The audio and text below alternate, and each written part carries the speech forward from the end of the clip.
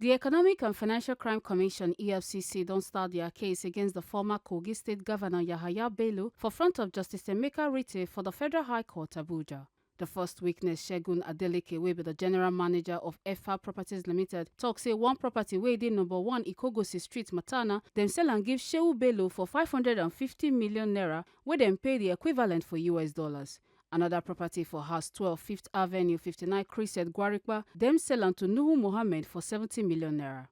Our Tori person Omone Momo yarn say under cross-examination, Oga Adeleke confirm say im dey follow the instructions of the Chairman of EFA Properties Limited. When dem ask am if the C of O for the property for Ikogosi cover 2 addresses number 1 and 3, im say no and confirm say na 1A na im dem sell give Shehu Bello. E come also talk say throughout the transaction, e no see Yahaya Bello and im name no show for any document including the title deal.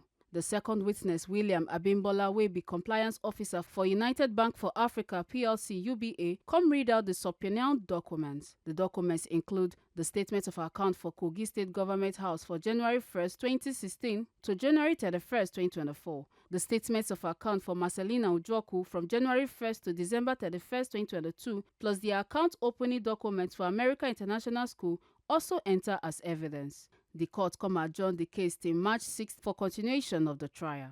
Make una no forget say, as we see am, na so we dey talk am, we no dey take blame.